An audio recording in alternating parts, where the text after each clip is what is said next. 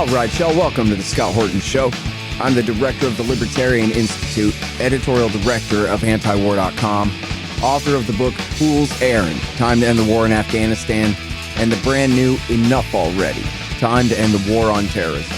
And I've recorded more than 5,500 interviews since 2003, almost all on foreign policy, and all available for you at scotthorton.org.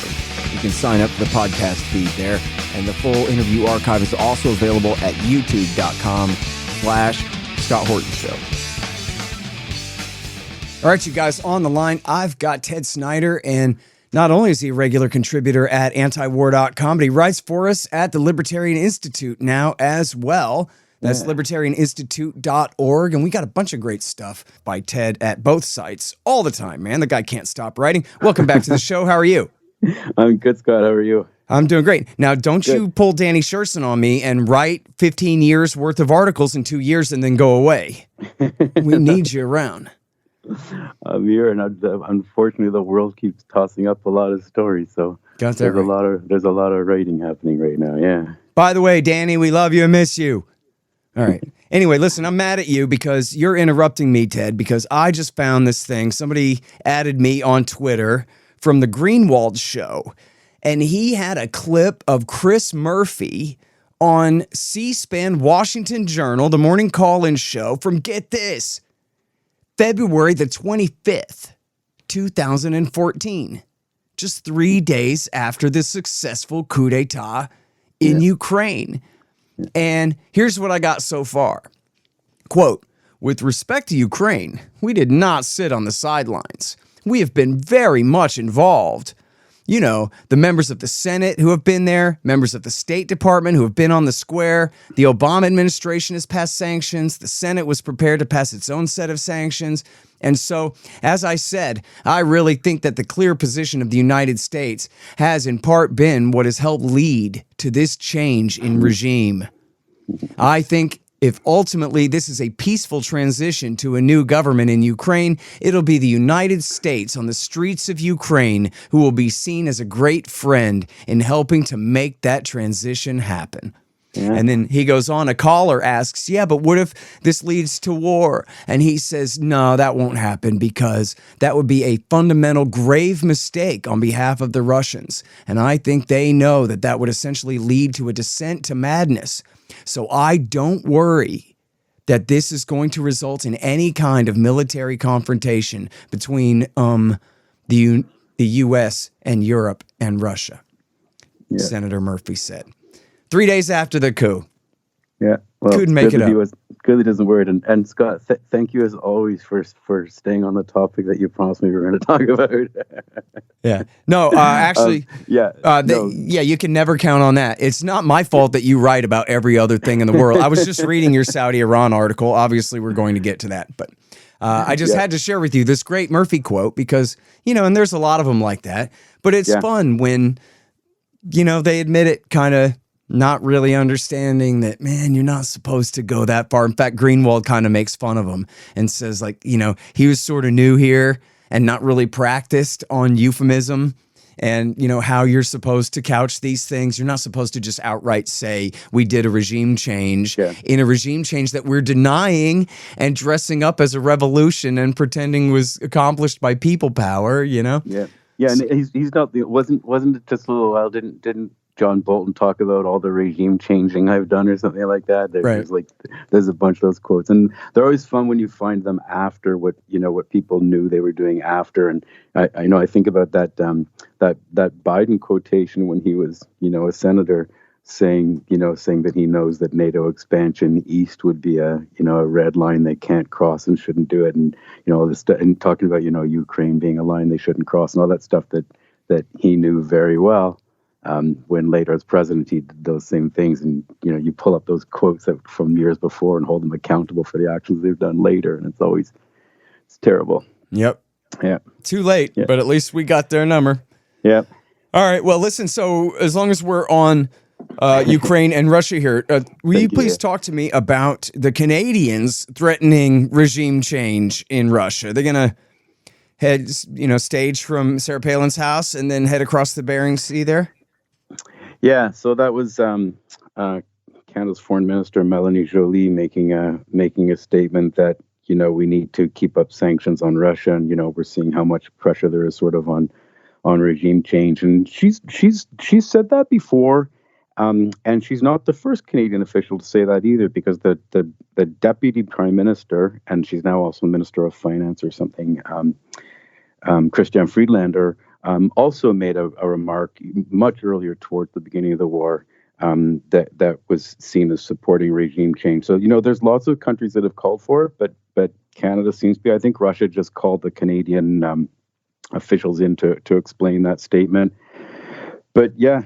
So that's the third. I think the third statement out of Canada since the war started that could be interpreted as regime change. One of the splits that you see, in NATO, on this question, you've seen calls for regime change out of I think Lithuania and Ukraine and Eastern Europe, and of course, Biden made that call for regime change, and you've seen a bunch of these calls for regime change, and then you got France and Germany explicitly saying that. Germany saying it is not NATO's position for regime change, and Macron coming down very heavily against regime change. It's one of those sort of. I'm working on a piece right now on the unity of NATO, and that's one of the splits is in which countries call for regime change and which don't. Biden and the White House tried to walk back Biden's claim for regime change, but I haven't heard anything from Canada walking it back. So I don't know. Yeah. Yeah. Well.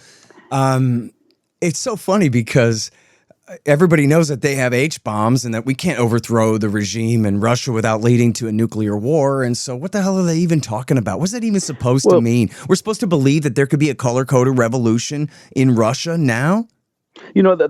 The idea, like you said, the color code. The idea is that you would have sanctions make it so miserable for Russians that they would internally do a regime change in a way you couldn't get a bomb because it wouldn't be seen as the state's doing it. But I've written about this before, Scott, too. Just the whole idea of regime change in Russia is ludicrous for so many reasons. First of all, it's not happening. Putin's popularity is as high or higher than ever. It's not happening. But I think at a more important level, when you talk about regime change in Russia, if you're going to do a regime change, it has to be because you've got a replacement that's better than the regime you're replacing. It's got to be that you're replacing a regime that doesn't share your policies with a regime that does share your policies. But there is no Russian president that's not going to see Crimea as part of Ukraine. So there's no Russian president that isn't going to draw a red line at Ukraine that would be sufficient, at least in theory, to trigger a nuclear response if you tried to take Ukraine. So that's not going to change, for one. For two, Putin has held back the real hardliners. If you get rid of Putin, you risk having a more nationalist president that's going to try to do, in other regions around Russia, try to bring areas with Russian nationals back into Russia. And he's also held back the radicals. There's a large radical realist camp in Russia that has been pushing Putin to go much further and much more aggressive in Ukraine than he has. And this goes back even to the Minsk days when they told him, don't trust the Germans and French and Minsk, don't just take Crimea, take all of the Donbass. And even today, there's a large radical realist camp in Russia that's very angry with Putin for not going way more aggressive into Ukraine. So Putin's holding these people back. You take Putin out, and you have the chance of bringing in a president that's far more aggressive, far more anti-West than Putin. Remember, Putin was pretty pro-West. He was a reluctant convert to being hostile to the West. This is a Russian president who saw Russia as part of Europe, who was pro-West, who even very, very seriously, not just a quick remark on the David Frost show, but very, very seriously suggested bringing Russia into NATO. This, if you take him out, you might get something a lot worse. So the whole talk of regime change is just by people who are not studying the political situation, history in Russia. It's scary talk. Well, listen, I think it's such an important point. It's just cartoon the way these people talk. Oh, Putin is Hitler. Putin is Hitler. Well, maybe he's Hindenburg, and you're going to miss him when he's gone. Maybe that. How much imagination does it take to think of that? Scott, cartoon talk, unfortunately, is not something uncommon in the Biden administration. I mean, just to take two very current examples of it's almost so funny. It's embarrassing that it's said. The first one is when China proposes being a broker in the Ukraine-Russian situation, and the American criticism is that how can China be a broker because they're not neutral and they're thinking of supplying weapons. But America can be a broker, like they're neutral in this and they're not supplying weapons. It's comical. Or then, if you don't mind us going on topic of what we're supposed to be talking about for a second, when you get China brokering an agreement between Saudi Arabia and Iran, and the American response is, let's see what happens. The Iranian regime is not really one to honor their agreements. How do you say that in a straight face when the JCPOA nuclear agreement with Iran and the States was there? It was the States that didn't hold the agreement. That Iran. So here you get this saying, don't trust Iran. They break their international agreements. I mean, these things are so comical that these are statements made by people that either have serious amnesia, like you can't remember a very short time ago, or it's just completely irresponsible statements that are laughable. Who's gonna believe the state saying don't trust Iran? They don't keep their agreements. Or, China's not in a position to be talking to Iran and Ukraine because they're not neutral. Right. How could you be any less neutral than the States, right? It's laughable. The language that comes out of the Biden administration it's comical. Well, and it's comical. Ted, let me take you back to the point about the radical right in Russia, because the parties in their Duma, the major parties still include the communists. What's his name that starts with the G? I forget, who's still been around the whole time. Yeah, I know you mean. I can't remember either. Gesayav or whatever the hell. And then you got Zhirinovsky and the nationalists. And then you have, I think there are other factions of nationalists as well. But, I was reading up on Navalny, who is a nationalist, right? He's not a liberal. He's a right-wing nationalist to the right of Putin, and in fact supports the invasion of Ukraine for Russian nationalist reasons. Yeah, but he's an ally with these liberals. And I was reading up on, the snow revolution, they called it, in 2011, when the NED and the State Department was supporting all the protesters in Moscow over the parliamentary elections, a sort of little mini color-coded thing they were trying to push there. And there's quotes in there from, I guess, the New York Times saying, of the liberals, saying, well, we're allying with these right-wing nationalists now because we're so against Putin, and we just have to hope for the best, that if we get rid of Putin, that we'll come out on top and not them. Yeah, that sounds like a really great plan, guys. And Scott, the liberals don't oppose the Russian action in Ukraine. They may think things should be being done a little different. They don't oppose it. And Navalny, the most radical statement Navalny's made on Ukraine is that at some point we should have a referendum. He's never said Ukraine's not part of Russia or he's a referendum. And he says that knowing that in the last 10 years, over 90% of polls of Crimeans have shown that they overwhelmingly want to stay part of Russia. And the other 10% still was like close, like 50% is like when he says that, he's just saying legitimize keeping Ukraine, but this and Crimea, his you mean, right? Popularity is not very high in Russia. But even if he did get in, you would still get Ukraine.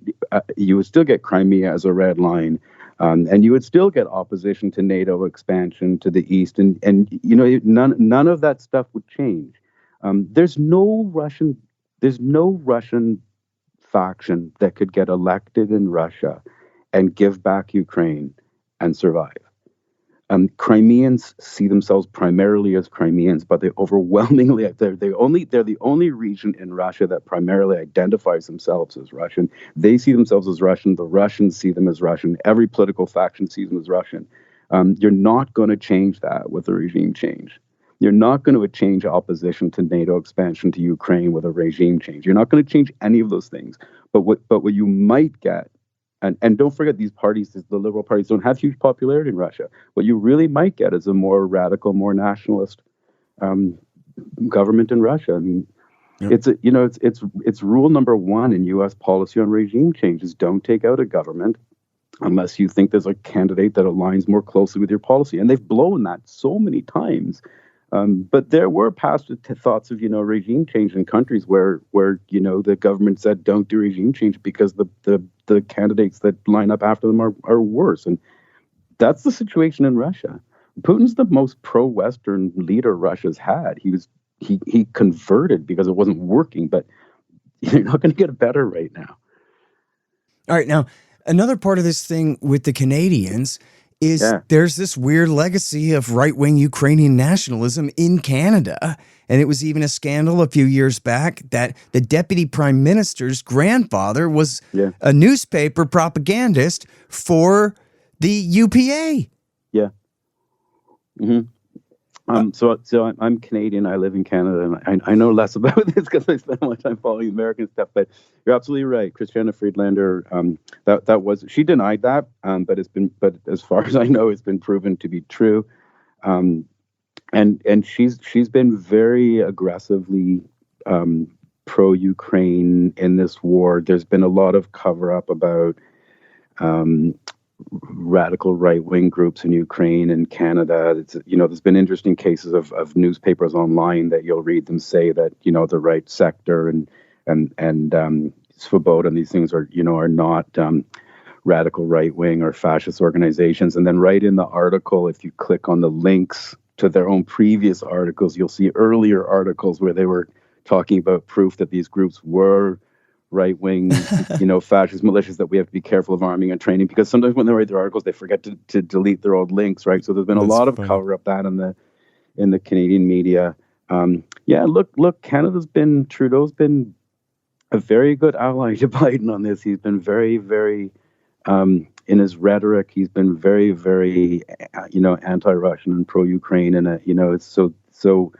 And you get the calls for regime change, and you get Christiana Friedlander and her history, and there's been a bunch of stories about that. It's disturbing. There's this interesting writer on Substack named Moss Robeson, I think, something very close to that, who's like a real expert on the Banderists in the West and the Ukraine lobby in New York and in Canada and other places. Has some really good write-ups. So if you're not reading him, I know that you'd really be interested in this stuff. It's really good. Yeah, it's interesting stuff. And these groups have, these groups in Ukraine that have not a large following. They don't have a large percentage in their popularity, but they exert power that goes well beyond their popularity. And this has been studied in the points. Nikolai Petro made the point recently that the language that these groups use today makes it very, very clear that they represent the same kind of fascist policies that they represented in World War II. They really are what people fear they are. And, Scott, if you look back at the media just a few years ago, it was very, very clear that the West was worried about these groups and worried about arms falling in the hands of these groups or training these groups. And no question, there was, and then all of a sudden this stuff just gets, it gets whitewashed. And yep. In my book, I actually have an extra section, Nazis, where I just absolutely beat a dead horse because I know that the burden is on me to show it. And so then what do? I go on for 50 pages quoting the New York Times and the BBC and Radio Free Europe, Radio Liberty, which is the U.S. government's own media. Christopher Miller, who now writes for Reuters, did a bunch of pieces about these Nazis, and his stringers did too. It's all Western sources and as mainstream as you could get. What do I need? It's the Wall Street Journal to prove my case. You just have to go back 2 years, right? If you look at the Western media in this year, you won't find that. But if you go back in the Western media just 2 years, you find that all over the place. Absolutely. So, all right. So now you have this other article. Said that himself, too. Yeah. As a comedian, Zelensky, there was that. I forget that sketch. There was a sketch. There was a comedian, Zelensky, said something like, I wanted to get a copy of Mein Kampf, but there weren't any available in Ukraine or something like that. It's like this was like Zelensky as a comedian talking. So that's funny. Yeah, I saw a thing where he said being Jewish is only one of his flaws or something like that. I don't know. Hey, you got to please the base. They threatened to hang him from a lamppost, and the New York Times said, "Hey, that's a credible threat." In fact, I have two different quotes of the New York Times admitting that you know, like if a Nazi in America said they're going to kill the president, nobody cares about that. The Secret Service is going to wrap them up. They're not going to get anywhere near the president. But the New York Times says, hey, when the Nazis threaten to kill the president, whether it's Poroshenko or Zelensky, yeah, they have to really consider that. It's pretty important. Give me just a minute here. At the Libertarian Institute, we publish books, real good ones.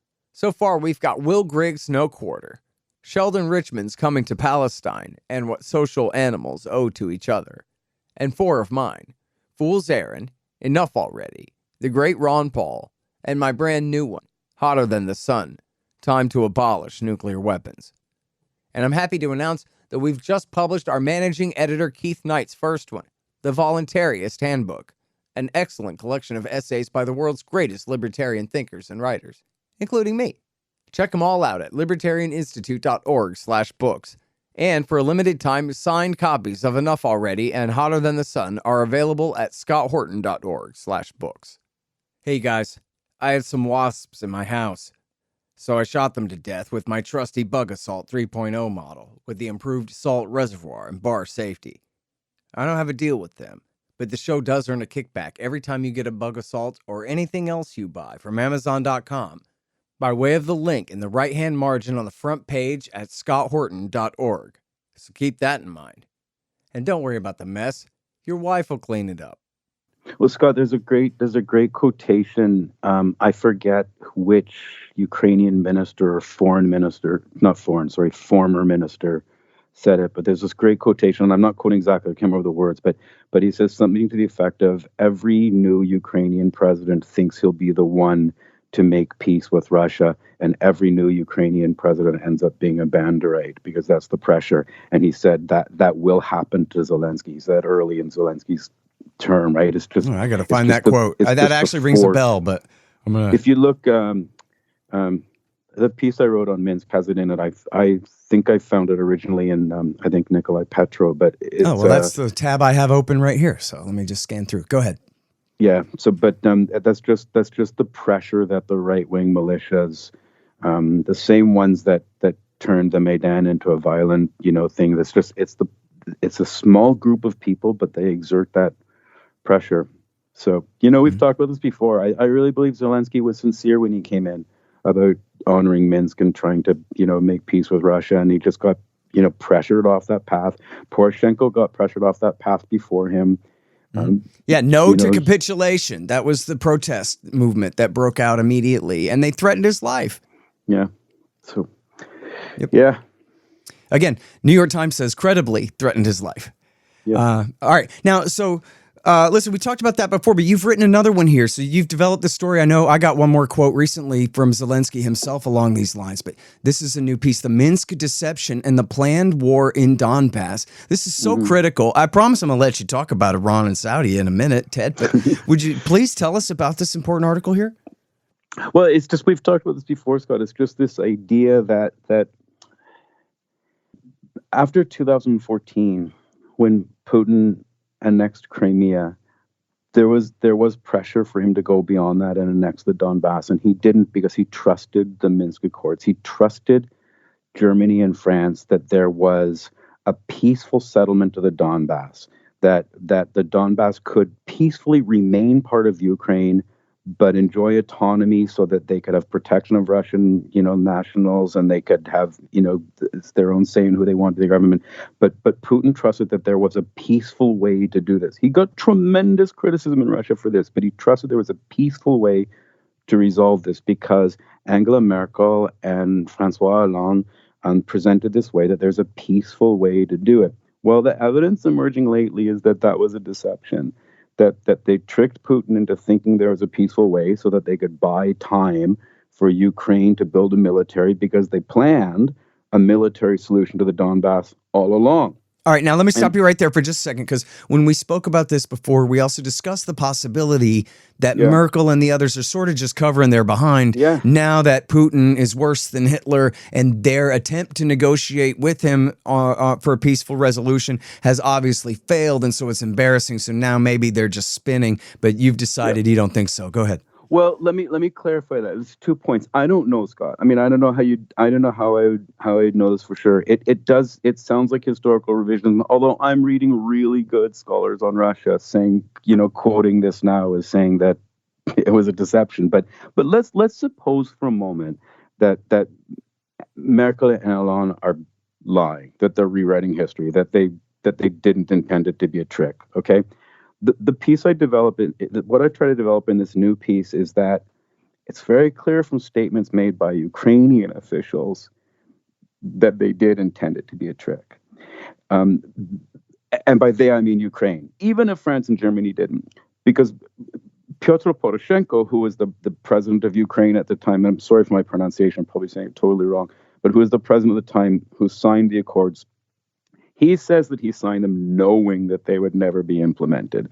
And he says that he knew that because the radical right wing pressure in government and the feeling in the population would never have let it happen. So he says that, and he specifically says that the merit of the Minsk Accords was that it bought us time to build an army and to build an international coalition, so military solution. Now you get Zelensky saying this recently, and again, Scott, I'm reluctant to totally believe this because I think Zelensky was sincere at first, but now we've got quotations from Zelensky saying, "I told Macron and Hollande that, as written, the Minsk Accords never be implemented." Right. Then you go digging a little bit further, and you start finding statements from several Ukrainian officials at the time making this statement that not just that Minsk wasn't implemented, but that we knew from the first moment of talking about it, we were never going to implement it. So there's, I think, a growing consensus that Angela Merkel and François Hollande may have been tricking Putin. And I think there's a strong case building that whether they were or not, officials in the Poroshenko administration at the time were using Minsk as a trick to make Putin think there was a peaceful settlement, but really buy time for the military settlement of the Donbass all along. And now, here's a counterpoint to that is that Obama didn't give in and allow sales to them until the end of the year, 2014. And he never did direct transfers from the DOD. Although he did send them trucks and trainers, so... Yeah, he did. He did send, sort of non-lethal aid and stuff like this. But and certainly the consensus in D.C. was that he should be doing 100 times more, and damn him for not doing it. Derek Chollet, who worked for him, said this is the only time that everyone had a consensus of what we should do, and the president said no that he could think of. And there is a consensus. It's hard to talk about. There's really good Russian scholars who argue that at the very, very least, the states did nothing to pressure Poroshenko to implement Minsk, and they did nothing to support Zelensky in his attempts to implement Minsk. And this comes from really good scholars. Richard Sakwa says this, and Anatol Levin says this, and all kinds of people say this. That on two occasions, see, sometimes it gets mixed up as just one, but there's two occasions here. They didn't pressure Poroshenko to sign it, and when Zelensky wanted to sign it, he couldn't have signed it without American support for the reasons we've talked about already, and he did not get that American support. But that's a sort of a different point. I mean, I think this is part of the reason why the U.S. has to own this is that they sabotaged that early solution. And if Minsk had been signed and implemented, there's a good argument that this war might not have happened. So this is an American responsibility. But there's also this more sinister aspect of it that maybe it was a trick all along.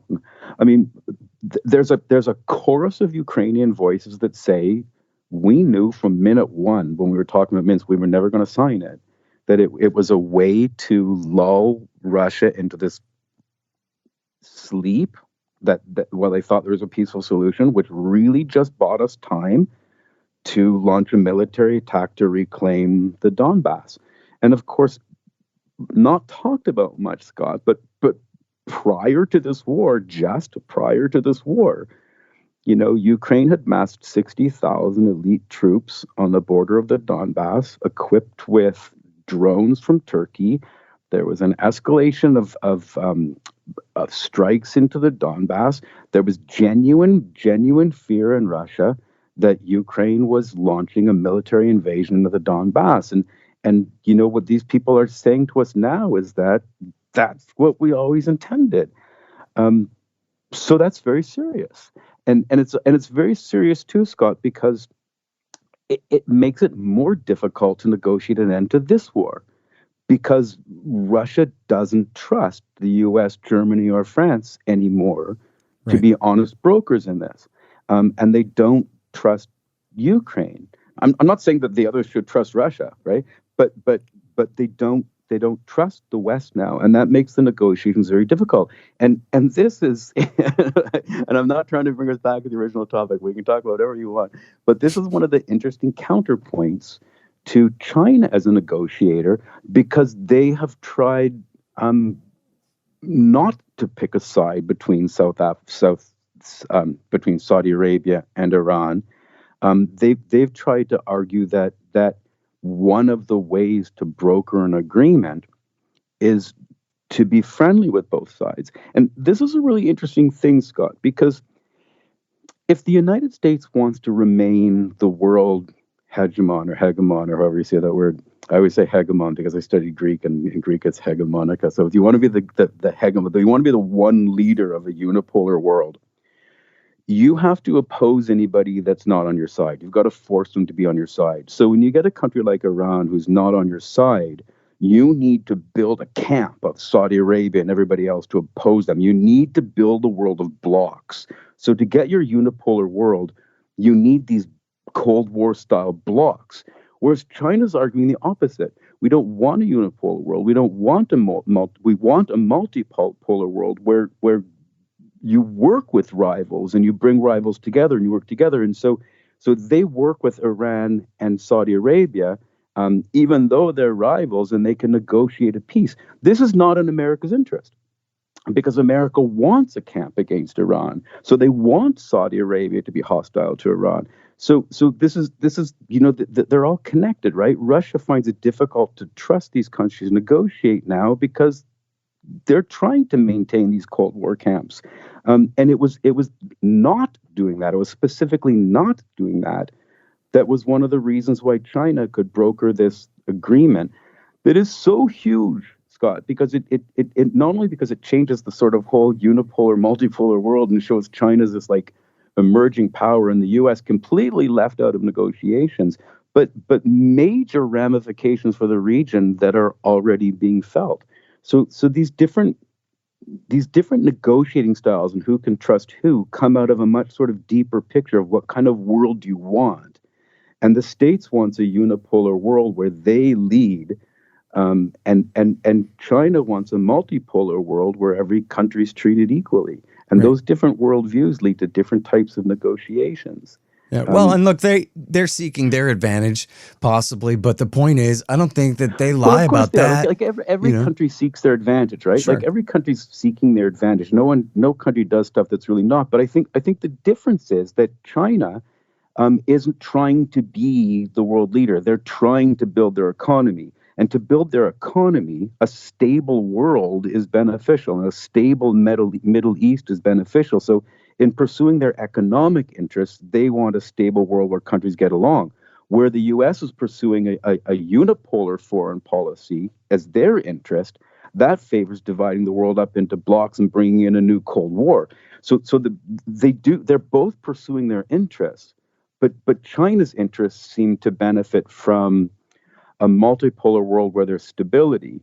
Look, if you look at the negotiations right now in between Saudi Arabia and Iran, or between Russia and Ukraine, in both cases, it's China that's trying to bring two sides together, even though they're enemies. And in both cases, it's the U.S. objecting to stability. The U.S. says, we reject China's attempts to negotiate an end to the Russia-Ukraine war. Right? They want the war to go on, and they reject China's attempts to negotiate an agreement between Saudi Arabia and Iran because they want Saudi Arabia to be opposing Iran.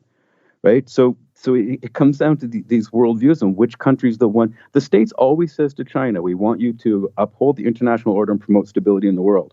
And so when China steps up and brings stability in the world, the States rejects it because, no, we don't want that stability. We want Saudi Arabia to be opposing Iran. And people really, Ted, I'm sure you've seen it, but people really should look up on Twitter. You can find the video of Antony Blinken's statement the other day warning essentially Russia and China that you better not try to broker a ceasefire here. Yeah. We're just not going to accept that. And the way that he did it too, it looked like he'd been up for 72 hours and it was crazy. The statement and Scott, almost unbelievable. Like in world history, that's going to be a thing, that this is what the United States did. They said, you better not stop fighting. Yeah, and not for the first time. I mean, they've squashed a whole bunch of potential peace settlements. But the thing to me that's most stunning about that is that the U.S. always insists that nothing without Ukraine. It's up to Ukraine, okay? And what's stunning to me about this is that means that if Ukraine wants to continue fighting, the U.S. supports Ukraine continuing fighting. But if China succeeded in brokering an agreement between Ukraine and Russia, that would mean that Ukraine wanted it, right? China brokered it, Ukraine agreed to it. But now the state says, no, you can't do that. So it's all up to Ukraine as long as Ukraine wants to keep fighting. But if Ukraine signs a paper saying we don't want to keep fighting, now it's not up to Ukraine. Now you can't do that. Right. So the well, not just that, but they say, hey, if Ukraine decides that they want to strike inside Russia, if Ukraine decides that they want to try to take back Crimea, who are we to tell them what they can't do? They're driving. We got nothing to do with it. All we did is give them all the weapons that they're using to do the fighting with. That's all. Right, at least publicly. Yeah, it's not totally clear to me that publicly the States isn't saying that, while privately saying to Ukraine, we're totally happy with your attack. Yeah, goading them to do worse. Taking Crimea. Yeah. Well, listen, so on this very important point here about the world order and this and that, I mean, we hear constantly the rules-based world order, and it sounds like what they're saying is that the U.S. is the police force that enforces the UN Charter. However, which I'm not a big fan of the United Nations, but I'm just saying that's what everybody thinks that they're talking about, But then the New York Times reported just the other day, the piece is called Putin and Xi Celebrate Ties Unbroken by Russia's War in Ukraine. And they report as a flat fact in the news story here. It's not an opinion piece. It's a news story. They say China and Russia both oppose a global order dominated by the United States and its allies. Oh, but so it's not the liberal rules-based world order of law and cooperation and pre-agreed upon agreements and stability in world order. It's a world order dominated by the United States and its allies that they object to. Well, that seems perfectly reasonable then, since they're not the United States or our allies, and they're the obviously largest powers outside of America's military umbrella, as they call it, then yeah, no wonder they're reacting against us. And what's funny is I don't think that they were trying to hey, here's a revelation. It's just sometimes they forget to BS and they just kind of explain what's going on. Sort of like Chris Murphy, the new senator up there, just blabbing about, we overthrew the government. It was great. Yeah. I think as you say, the funny part is that the New York Times said it so clearly. I think this has been a point that Russia and China have made from the beginning, is that the rule-based order means the U.S. enforcing it when it benefits them and breaking it when it doesn't. And Russia and China have claimed for the longest time that they stand for a rule-based order. What they don't stand for is the United States interpreting when that rule-based order counts and when it doesn't. And it's part of the things that made Putin give up on the West were these acts of them not enforcing the rule-based order, going into Libya without Security Council approval, going into Iraq. Oh, no. They did. They sort of did. They had a bait and switch on Libya. Well, yeah, they tricked the Russians, in fact, and promised it's just a no-fly zone to protect the civilians of Benghazi. Right. And then they said, well, protect the civilians, of course, means regime change, or else they'll never be safe. Yeah, and Putin was very unhappy with Medvedev for allowing that in the UN in the first place. And so you got cases like Libya And return to Iraq the and presidency Serbia. early over it, by the way. You know, like the idea was he was going to let Medvedev do a couple terms and see how it goes. And that was how it went. And so he pushed him out after one term and came right back. Hey guys, check out my new sponsor. It's Peace Hawk Coffee at peacehawk.coffee. First of all, business. You have to drink coffee in the morning, and you want it to taste good. Well, Peace Hawk Coffee is the best from around the world. But then, just as important, Peace Hawk Coffee donates at least $1 of every pound sold to worthy foreign aid organizations like Yemen Relief and Reconstruction Foundation. When you buy Peace Hawk Coffee, you're not only buying great coffee, you have a chance to support the economies of countries struggling against the effects of war and support private aid foundations doing life-saving work abroad. Sign up for their email list and get yourself some great coffee at peacehawk.coffee. Hey, y'all, Scott Horton here for the Libertarian Institute at libertarianinstitute.org. I'm the director. Then we've got Sheldon Richman, Kyle Anzalone, Keith Knight, Lori Calhoun, Jim Bovard, Connor Freeman, Will Porter, Patrick McFarlane, and Tommy Salmons on our staff, writing and podcasting. And we've also got a ton of other great writers, too, like Walter Block, Richard Booth, Boss Spleet, Kim Robinson, and William Van Wagenen. We've published 8 books so far, including my latest, Hotter Than the Sun, Time to Abolish Nuclear Weapons, and Keith Knight's new Voluntarist Handbook. And we've got quite a few more great ones coming soon. Check out libertarianinstitute.org/books. It's a whole new era. We libertarians don't have the power, but we do have enough influence to try to lead the left and the right to make things right. Join us at libertarianinstitute.org. Yeah, and this isn't just Putin either. I mean, and when you go back to Kosovo and Boris Yeltsin, it was the same complaint, and so the Russians and the Chinese have always complained that it's not the rules-based order we oppose, it's the U.S. applying it when it works for them and breaking it when it doesn't, and that the New York Times said it so matter-of-factly is interesting, but this has always been their argument. Yeah. All right. So now talk about. Part of this is all wrapped up in the sanctions and the economic war and, America essentially deliberately kicking Russia out of Europe. But then, I had thought, and I know these people are such idiots, and who knows if they even talk with each other, agree at all what they're doing while they do these things. But I thought the idea was to, weaken Russia before we pivot to China, rather than strengthen the both of them by pushing them together into this massive, not just political, but even economic bloc that then, is including more and more people all the time. This American lawless enforcement of the world law, as you describe it, seems to be driving the whole world away. And even, I'm sorry, I didn't read in depth about this, but I saw a headline about the Saudis talking about diversifying out of the dollar. And, for their oil sales and this kind of thing. So, that's a whole part of it, right? Is as America is, trying to clamp down and prevent the rise of this, multipolar world, they're driving it big time. I mean, it's Joe Biden's in charge. These people, Antony Blinken, they've accomplished the exact opposite of what they were going for. Everybody bow down to our might, and everybody's like, meh, maybe we'll just get out of your way and we'll just go around you. Yeah. So the as you said, Scott, the irony of the sanctions on Russia and the war in Ukraine is that, the American goal in this has been to preserve their unipolar world. And the irony is that in and it's even more than that in a way, Scott, too, because if you look carefully at the American statements and the security postures and stuff like that, the idea is that you don't want to have to take on China and Russia at once. And Russia's the immediate threat and China's the real long-term threat. So what you do is you weaken Russia so that you're in a better position to take on China. And the irony is that in the attempt to weaken Russia, they've made China stronger, and they've driven Russia closer to China instead of further from China. So you get China and Russia with a much closer relationship than they had, years ago, a couple of years ago, and you get a multipolar world getting stronger and stronger and stronger. You get.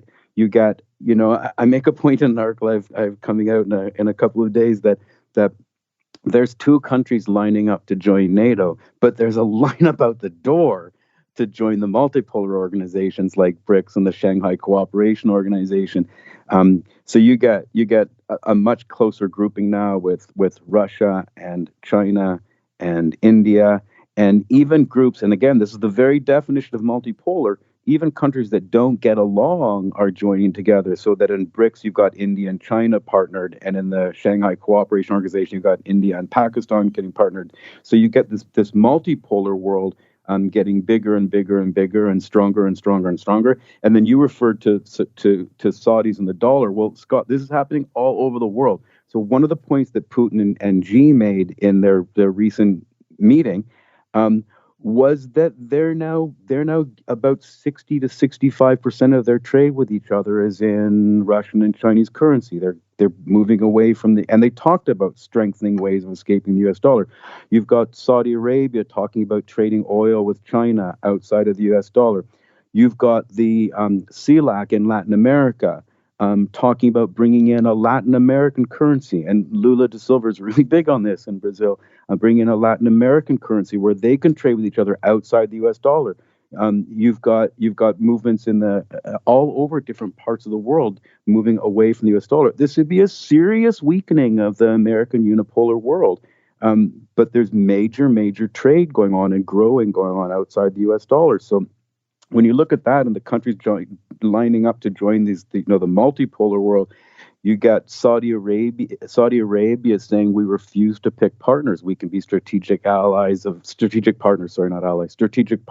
States and of Russia. You got South Africa saying the same thing, that we can be partners of the States and with China and Russia. Mm-hmm. And so in this attempt to use Russia to weaken China, they've made China stronger. In an attempt to preserve the unipolar world, they're making the multipolar world stronger. These policies are all manifestly backfiring. Yeah. Hey, by the way, Ted, did we talk about this? I'm sorry, I don't remember who I say what to or whatever, but this is so interesting and seems like the kind of thing I might have brought up to you. This Trilateral Commission meeting last November in Japan, did we talk about that? No. Okay, so, the Trilateral Commission was created by David Rockefeller from the Chase Manhattan Bank and the Council on Foreign Relations. He was the president of the Council on Foreign Relations back in 1973. And the point was to bring Japan, deeper into the Western alliance, right? Mm-hmm. Versus Russia and China, and to build American power that way. So the thing is, it's like the Council on Foreign Relations or the Chatham House, the Royal Institute for International Affairs in England, where it's the non-attribution rule. It's not exactly top secret, but everybody promises not to quote each other for the press or anything like that, so everybody can feel free to say whatever's on their mind. You can tell what you heard, but you can't say who said it, right? Yeah, exactly. So and we get a bit of reporting from things like that. But anyway, in this case, in November, they had one in Tokyo, and they invited reporters in for the first time, I think, ever, they said. Or at least in a very long time, the first time in Japan, something anyway. And they had this big conference. They had some pictures, and the reporters were from Nikkei, which is named after the stock exchange. I'm sure it's a very legit publication. You could tell by the piece, right? There's not conspiracy theory lore here just because the subject was the Trilateral Commission. Apparently, I didn't even really realize they still meet, and it's still a very big deal, a very powerful people. Rahm Emanuel came, the former congressman and chief of staff to Barack Obama, and gave the speech on behalf of the Americans. China better bow down, liberal rules-based world order, and our trade agreements, and et cetera, and now I got a plane to catch, right? Like Bill Kristol at the door. But then the reporter says that everybody in the room was just pissed that, the questions for him before he did leave were all essentially hostile. And that then when he left, they called a break and everybody went to the coffee break and everybody was talking. And the consensus from Vietnam, South Korea, Japan, and whoever else, I don't know if the Thais were there, Singapore or whoever, but, the America's closest friends there, I don't know about Thais in Singapore, but certainly Japan, Korea, and Vietnam were there. And they were all saying, look, man, the Chinese are much better upholders of the United Nations Charter and national sovereignty and the rule of law than you guys by far. You guys get away with murder all the time. These are our best friends, the Japanese talk at the Trilateral Commission, right? This isn't your and my friend at the coffee shop or something. And they're saying, listen, and if you make us choose, we're going to choose them. Don't make us choose. Because obviously they're our neighbor and we're going to be living with them no matter what forever. And you guys are clearly on your way down anyway, was, implied in brackets there. Yeah. And that's interesting. I mean, the message and the sentiment I'm really familiar with. The particular meeting you're talking about, I didn't know anything about. Yeah, it's really to me, it's really telling, and it's language you're hearing everywhere. I mean, this is what Saudi Arabia is saying too, is don't force us to choose. And India, they tried to force India to choose, like, don't force us to choose. As for Thailand, Scott, I forget now whether it's BRICS or the SCO, but Thailand's applied for membership to one of those organizations. So they're also saying, don't force us to choose. We want to align with this sort of multipolar world. But this is the thing: the states are still walking around the world looking for these monogamous relationships with countries who no longer believe in monogamous relationship with the states. They want the right to pursue their own self-interest, and pursuing your own self-interest often means China or Russia, partly because China will engage in projects and help countries without, like the States does, without demanding, total restructuring of their foreign policy and their economics and what kind of government they have. So China's seen as a more benign and more reliable and certainly a fast-growing partner. And look, this is going to go beyond these countries, Scott. Right now you've got countries like Germany agreeing to sanction Russia, although it's not totally clear exactly how much everyone's sanctioning Russia, but agreeing to sanction Russia. But what's going to happen if China brokers an agreement, or China sends weapons to Russia, and the States starts demanding of Germany that they choose a side and sanction China? This is not going to be an easy decision for Germany to make, and they're going to get a lot of pushback of even companies like Germany saying, don't make us choose. Yeah. That China's a major trade partner. Germany just sent a delegation to China, a massive delegation for trade with China, and they're not only going to be reluctant to stop trading with China, but imagine stopping trading with China when you've also been forced to stop trading with Russia. And so you're going to not just get Japan and South Africa and Saudi Arabia saying don't force us to choose. There could well be a time in the near future when you get Germany and Europe saying, don't force us to choose. Right. Okay, now we have 9 minutes left. 8. Yeah.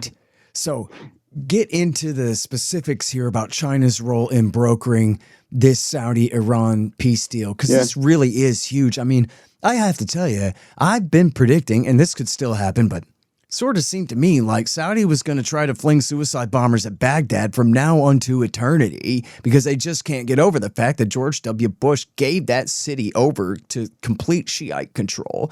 And that's why they back suicide bombers everywhere. They back suicide bombers, right? But now it looks like we might have a real ceasefire in the, and look, believe me, I'm always, and I think you're the same way on this. A religious war is always about power and land and resources dressed up in religious competition. The Sunni Shia war in the Middle East is the Riyadh-Tehran civil war is what it is. And of course, George W. Bush touched off 20 years ago the most horrible latest phase of it. But this is really changes the order in the Middle East in ways that I don't really understand yet. Ted, tell me.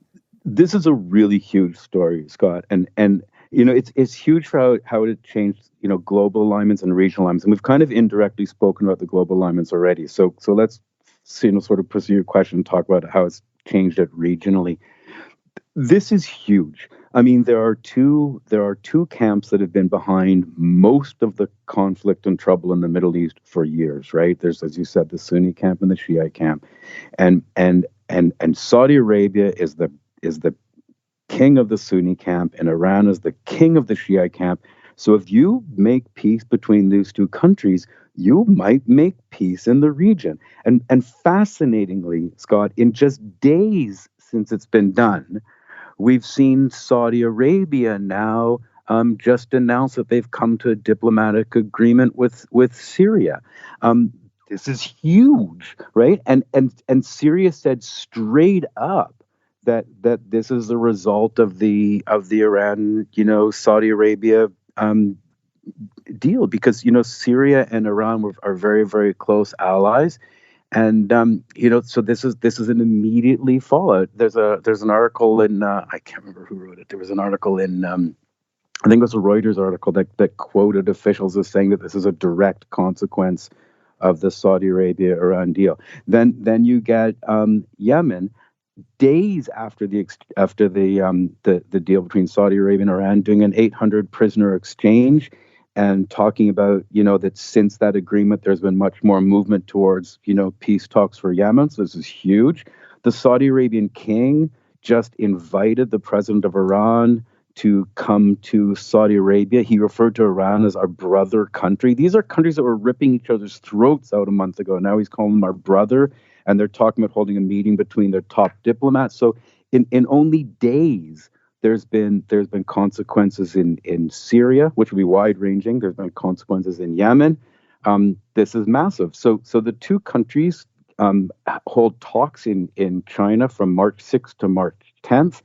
And they thank the countries that helped them do this before, because it wasn't just China. They thanked Oman and other countries that had helped them. But they say Iraq and Oman were countries that they thank for helping them. But they specifically say, this was China. And so they signed this deal. And Scott, I know we just have a couple of minutes, but there's sort of three really important points of the deal.